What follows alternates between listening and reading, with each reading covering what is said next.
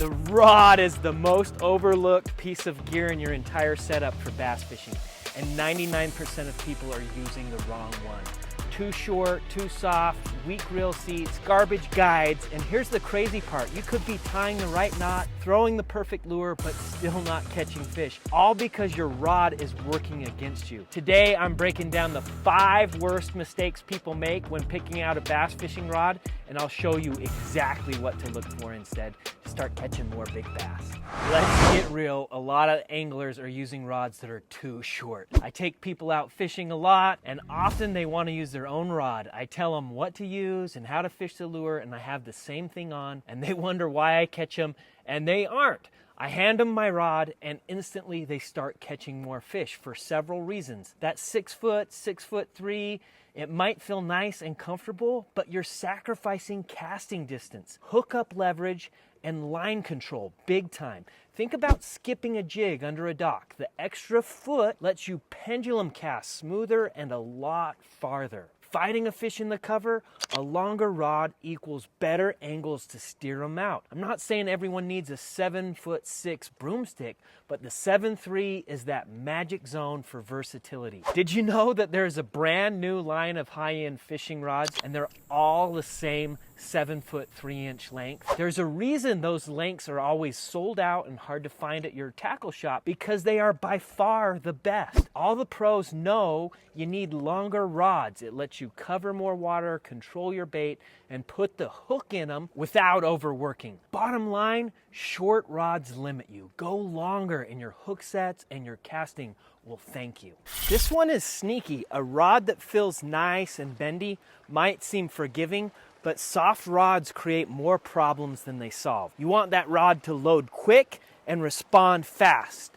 If your rod bends all the way into the handle before you feel anything, you're losing sensitivity, control, and bite detection. You gotta put that 1980s ugly stick away. I see all the time people come out with their old rods and just miss fish after fish after fish. Plus, they can't even feel the bites with such a mushy tip. Especially with single hook techniques like a Texas rig, jig, or a spinnerbait, you need backbone to drive that hook home. Bass have incredibly tough mouths. You ever watch those pros set the hook? Even with their stiffer rods, they know that hook has to go through the bait and into a bass's mouth. Now let's talk about sensitivity.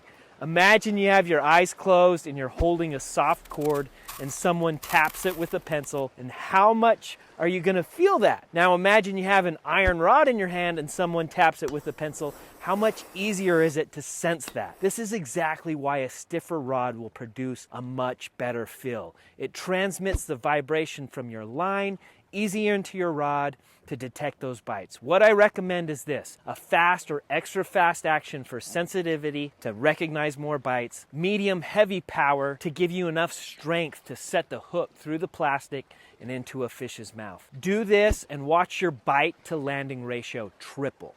This one doesn't get talked about enough. A bad reel seat ruins everything. You get sloppy fits, loose reels, wobbles under pressure. That messes with your casting accuracy, sensitivity, and comfort during those long days.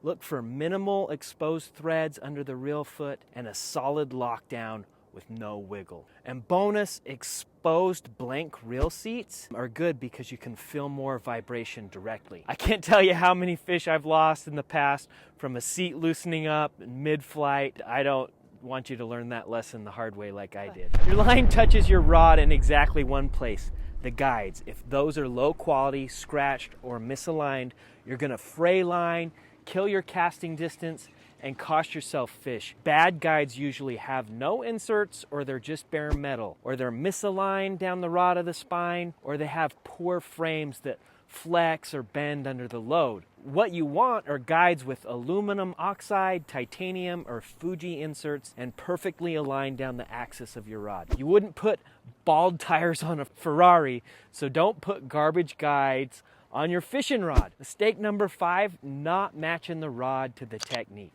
And this is the big one. The best rod isn't the most expensive one. It's the one built for what you're actually doing.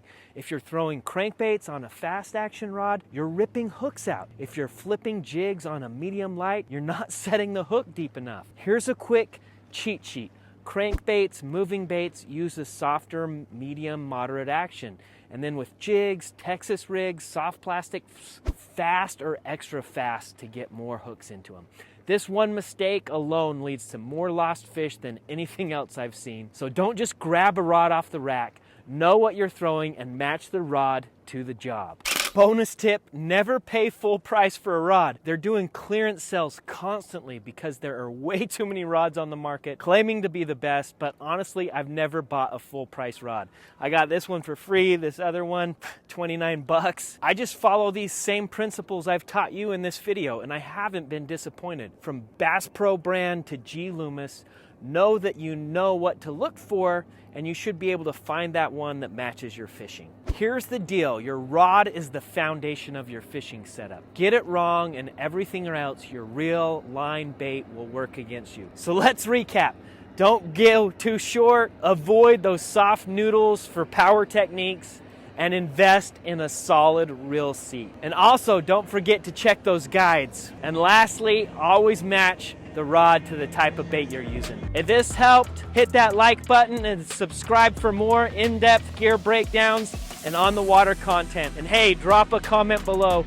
What's your favorite rod setup and what do you use it for? But don't forget to check out this other similar video YouTube recommends. It will totally help you.